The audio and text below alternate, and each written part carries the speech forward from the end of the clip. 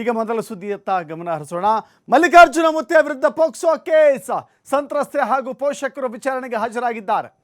ಶಹಾಪುರ ಗ್ರಾಮೀಣ ಸಿಪಿಐ ಕಚೇರಿಗೆ ಹಾಜರಾಗಿದ್ದಾರೆ ಸಂತ್ರಸ್ತೆ ಮತ್ತು ಸಂತ್ರಸ್ತೆಯ ಪೋಷಕರು. ಸಂತ್ರಸ್ತೆ ಆಕೆ ಅಪ್ರಾಪ್ತೆಯಾಗಿದ್ದಾಳೆ. ಹೀಗಾಗಿ ಅವರ ಪೋಷಕರ ಜೊತೆ ಆಕೆ ತನಿಖೆಗೆ ಹಾಜರಾಗಿದ್ದಾಳೆ. ತನಿಖಾಧಿಕಾರಿ ಶರಣಗೌಡ ನಾಮಣ್ಣವರ್ ವಿಚಾರಣೆಯನ್ನು ನಡೆಸ್ತಾ ಇದ್ದಾರೆ. ಘಟನೆಯ ಬಗ್ಗೆ ಮಾಹಿತಿಯನ್ನು ನೀಡಿದ್ದಾರೆ ತನಿಖಾಧಿಕಾರಿಗಳಿಗೆ.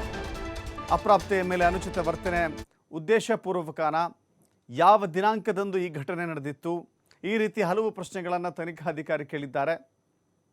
ಸಂತ್ರಸ್ತೆ ಮತ್ತು ಪೋಷಕರ ಹೇಳಿಕೆಗಳನ್ನು ಆಧರಿಸಿ ಮುತ್ಯ ಭವಿಷ್ಯ ನಿರ್ಧಾರವಾಗುತ್ತೆ. ಯಾಕಂತ ಹೇಳಿದ್ರೆ ಈಗ ಆಲ್ರೆಡಿ ಹೇಳಿಕೆಗಳನ್ನು ಕೊಟ್ಟಿದ್ದಾರೆ.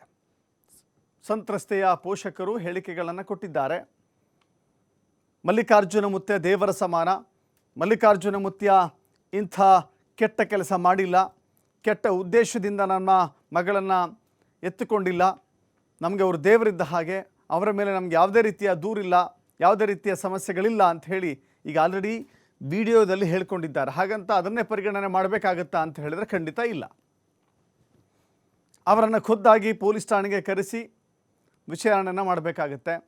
ಸೊ ಹೀಗಾಗಿ ಪೊಲೀಸ್ ಠಾಣೆಗೆ ಕರೆಸಿದ್ದಾರೆ. ಶಹಾಪುರ ವೃತ್ತ ನಿರೀಕ್ಷಕರ ಕಚೇರಿಗೆ ಸಂತ್ರಸ್ತೆ ಮತ್ತು ಸಂತ್ರಸ್ತೆಯ ಕುಟುಂಬಸ್ಥರು ಆಗಮಿಸಿದ್ದಾರೆ.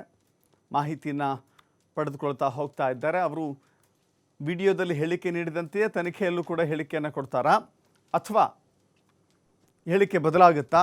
ಅವರ ಹೇಳಿಕೆಗಳನ್ನು ಆಧರಿಸಿಯೇ ಮಲ್ಲಿಕಾರ್ಜುನ ಮುತ್ಯ ಅವರ ಕಾನೂನಿನ ಭವಿಷ್ಯ ನಿರ್ಧಾರವಾಗುತ್ತೆ.